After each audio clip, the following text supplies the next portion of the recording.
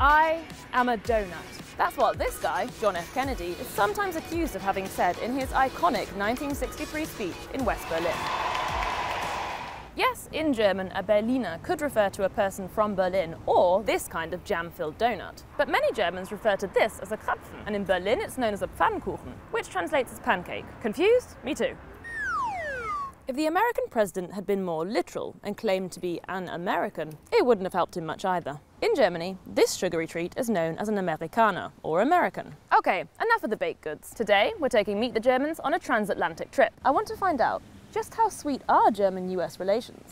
Ich glaube schon, es hat sich einiges zum Negativen verändert. Es gibt mehr Emotionen, mehr Spannungen im Verhältnis. Das hängt ja immer von der Regierung ab, ne? Früher war ja die Beziehung theoretisch in Ordnung. Zerstört ist diese Freundschaft. Ich denke, man muss, um eben so eine Freundschaft aufrechtzuerhalten, auch die positiven Dinge sehen. Sie sind aufgeschlossen, freundlich, höflich, meistens intelligent. Ob es jetzt Begriffe sind, Essen oder bestimmte Sitten, denke ich, wird schon viel übernommen, weil es halt so dieses Hollywood-Vorbild immer noch so ein bisschen ist. Ja, dadurch, dass ja auch sehr viele Europäer ausgewandert sind, haben sie auch die Kulturen mitgenommen, ne? Also im Endeffekt gehören sie ja zu Europa. There's no denying this relationship has had its ups and downs over the past century. Okay, here comes the history part. But let's keep things a little more exciting. Here's a brief history of US-German relations, told through the medium of baseball. The first official baseball game on German ground was played at the Berlin Olympics in 1936. No other countries ended up sending a team. So the US played the US. And the US won! USA!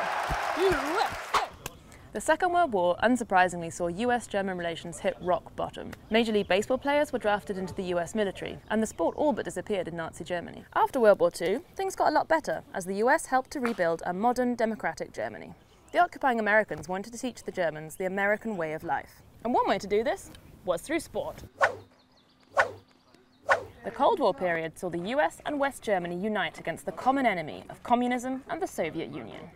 And in the run-up to 1989, the US encouraged the reunification of East and West Germany. The 80s also saw the establishment of the current form of the baseball Bundesliga in Germany, which is still going strong today. Hey! Many staples of US culture today have very German roots. Think Christmas trees, hamburgers and sauerkraut. There are also hundreds of annual Oktoberfests celebrated in the US, from California to Alabama. And that's no surprise, because around 1/5 of all Americans claim to have German heritage. Among the first German immigrants to the US was a group of Mennonites from Krefeld. They arrived in Philadelphia in the 1600s, fleeing religious persecution. They named their new settlement, wait for it, Germantown. US culture always seems to carry a particular cachet among the younger generations in Germany. Back in the 50s and 60s, it was rock and roll music, jeans, and Coca-Cola. These days, it's Beyoncé, Netflix series, and, well, still Coca-Cola. The Germans also have a somewhat bizarre interest in Native American culture. Take, for example, the beloved stories and films of the character Winnetou. Unfortunately, they haven't quite kept up with the debate surrounding cultural appropriation. Germans dressing up as Native Americans for carnival can come as quite a shock for visiting Americans.